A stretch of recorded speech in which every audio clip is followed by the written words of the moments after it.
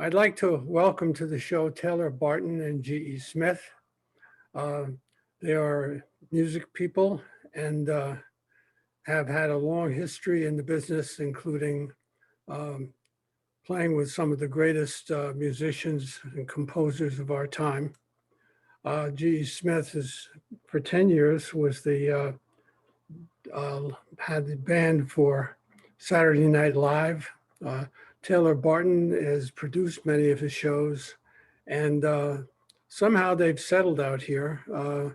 They are doing an upcoming show at Guildhall, and I'll start by asking about that. Either one of you want to jump in? Well, this is our 6th season of Portraits, which we launched in 2015, and we've had everyone from Billy Squire to Roger Waters to the Avett Brothers, Dawes, Kevin Bacon, Ethan Hawke. And the very first one we did at Bay Street in 2015 was called The Masters of the Telecasters. And this is mainly the best guitar players out there who are backing people like the band or Levon Helm, or in GE's case was Dylan, Hall & Oates, David Bowie. So they are coming back together to do that show because that show was such a huge success. Everybody was up, dancing, and we thought it'd be a great way to come back to live music now that we can go out again and get everybody. It's outside. Capacity is 100 per show, and we are going to have a party on July 5th with the Masters of the Telecasters Guildhall to launch live music back into the community. Where at Guildhall are you going to be? Is it out on the side of the stage? Yes. Yeah, they built a really nice stage.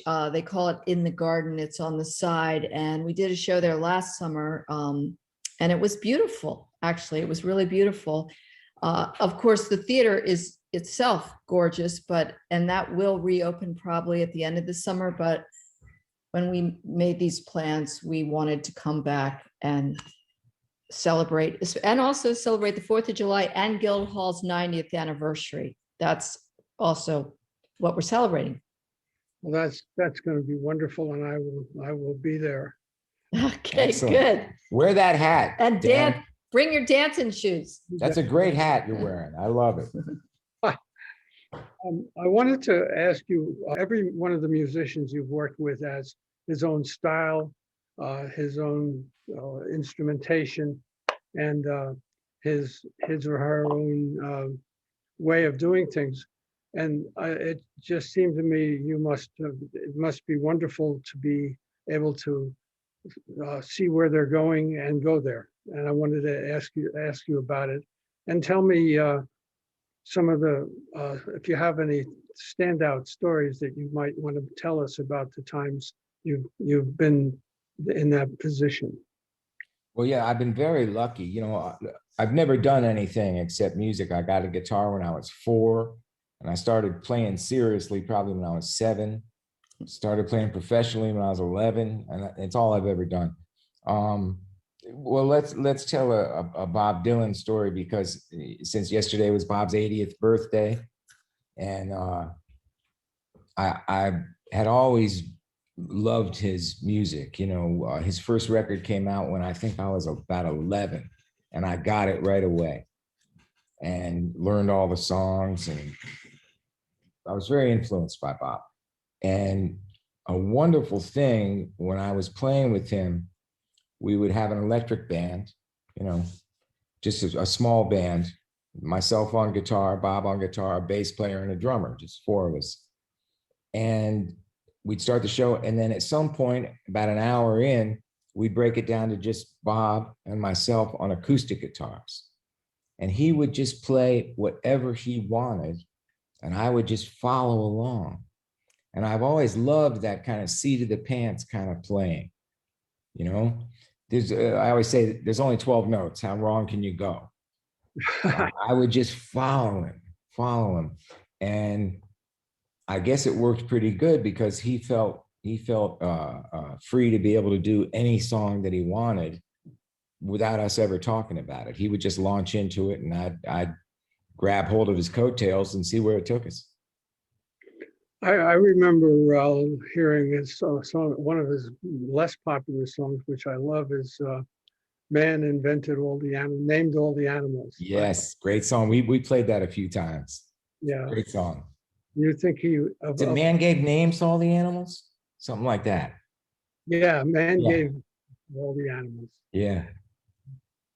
Do you, considering all of the what he's composed and what others have composed, do you think he deserved the Nobel of all? Yes.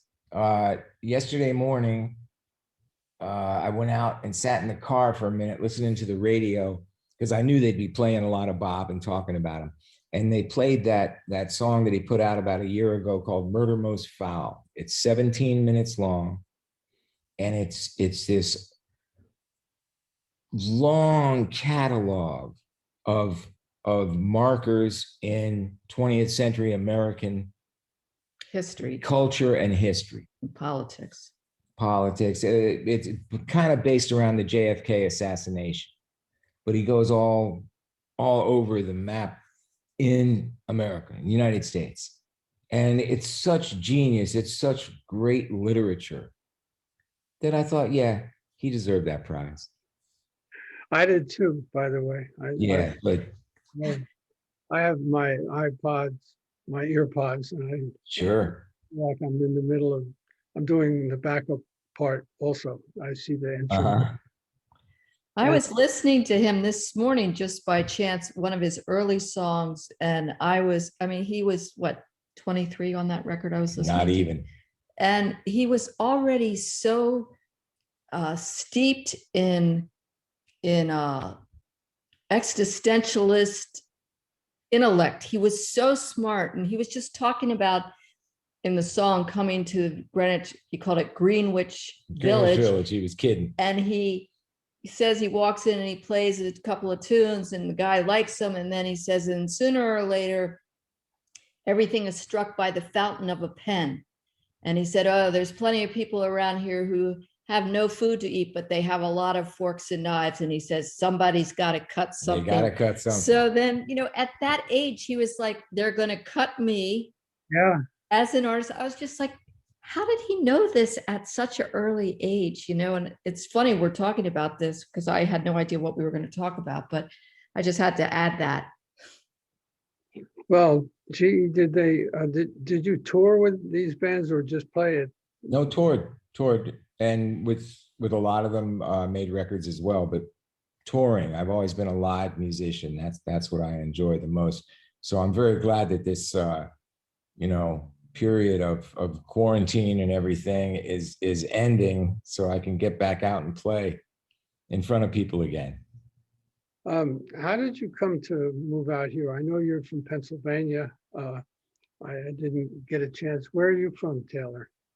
I'm from Baltimore, Maryland, born and raised, and I followed him out. Well, I came out actually with somebody else for some weekends early on, but I moved out with GE, and you came because of Lauren, right? Yeah, I was around the Saturday Night Live people in the late 70s, and Lorne Michaels had come out here in, I think, 76. He had bought some property in Amagansett and built a house. So yeah, I kind of just followed along, and I loved it as soon as I came here. Even though I'm a guy that came from nowhere near the ocean, it just felt good to me. Amagansett just feels good to me. So is Stephen Talkhouse stirring? Yes, they're back, and they've got their COVID rules. I don't think they're full capacity this month, but I mean everything's lifting. So we're playing their win. He's also doing a gig with the Simon Kirk July 16th. And that's when it's really gonna, I think, be fully open. Yeah, things should start opening up. But and to mention, Simon Kirk is the drummer from Bad Company and from the band Free. So that'll be a good show too. And I know that all the musicians are ecstatic to be playing again, but almost everybody I've seen is like, that we're coming, we got to hear music again. I was like, good. We want to see you. Yeah, there's music also at Duck Creek Farm on Squaw Road in Springs every week. They sit on a blanket and they've got jazz, and it's a farm that used to be owned by John Little, a painter. Yes. Wonderful thing to go there. And there's other venues, but there is nothing like Stephen Talkhouse. Nothing like it. And So you- many great people have passed through that tiny little place. It has a beautiful history. Yes, it does. So tell me again about who's going to be at Guildhall and what time and exactly everything you can. It's July 5th, which is the Monday after July 4th, because July 5th is the official holiday. And there's a 7 o'clock show and a 9 o'clock show. So it'll be GE and Jim Weeder and possibly Chad Smith From the Red Hot from the Chili Red Peppers. Hot Chili Peppers, and a bass player and a keyboard? No, just guitars, bass, drums, Yeah. standard rock unit. Standard rock unit playing standard rock songs that you all love and cherish, and it's rocking.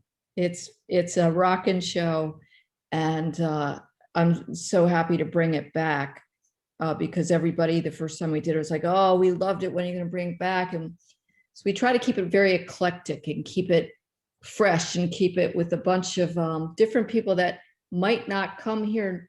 A lot of times I try to get, bands that are hard to put into a small venue because usually they're playing huge arenas. But for one reason or another, or GE's relationship with them, we're able to bring them into this intimate setting for the community so that they can get sort of a special gift.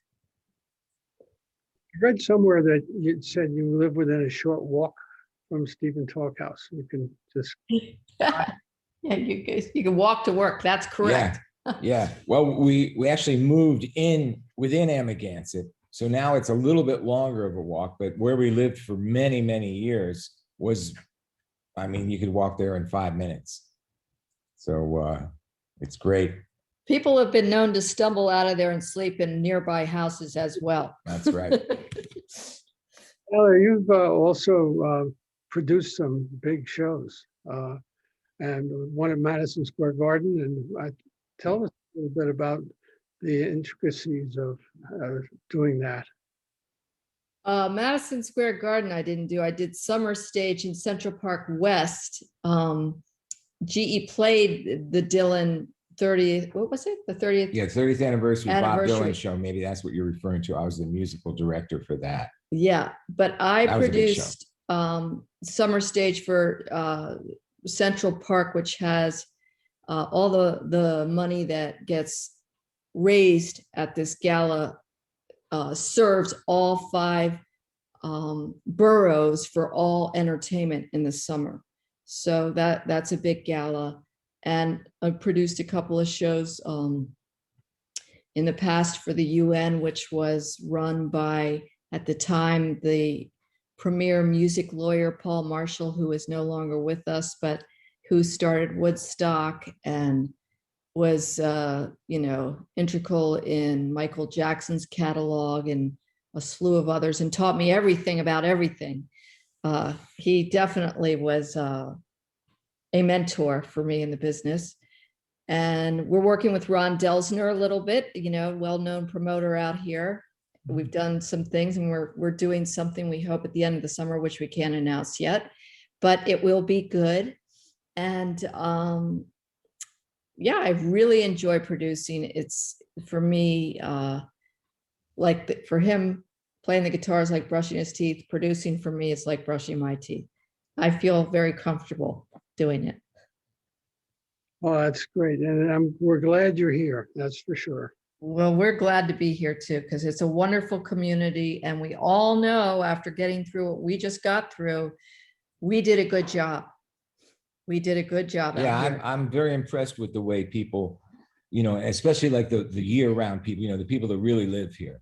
I'm impressed by the way that they handled the whole thing, you know, generally great about masks and being respectful of other people. And, you know, you travel around, you don't see that everywhere in the country, but I thought everybody out here was pretty great. Well, thank you for coming on Dan's Talks, and We I'm loved Happy to it, be here, Dan. Dan. Good And, to and see you. it's our honor to be with I'm- you, with Look- your long history here with Dan's Papers. When did you start Dan's Paper? How long has that been around now? 9 years before Woodstock. I started. Yeah, I love it. 1960, really? I was in the barn. I was, I guess, in 1969 when with employees, it was the 9th year the paper was in business. And the secretary told me, she's Marge Miller, told me, I'm heading up to Woodstock, you should come too. And I said, I'm too busy putting out the paper. Yeah, man. It's tremendous, Dan. You've done a beautiful Yeah, you did a job. great job. I went to Woodstock. I was there because luckily where I lived in Pennsylvania, we were able to go up the back way on Saturday morning. We missed Friday, the acoustic day, but we went up Saturday morning, left about 5 in the morning. And by about 11:30, we were right up next to the stage. And then we're there for the next couple of days. Saw all the I guess bands. your future life and what you were going to do. Yeah, it was great. I mean, I was already by that time in bands and playing and, you know, had been doing it for a long time, but to see all those great bands in 2 days was amazing. Well, thanks for coming on the Thank you, Dan. Happy summer 2021. Taylor Barton and G.E. Smith. Thank you. Bye. Bye. Bye-bye.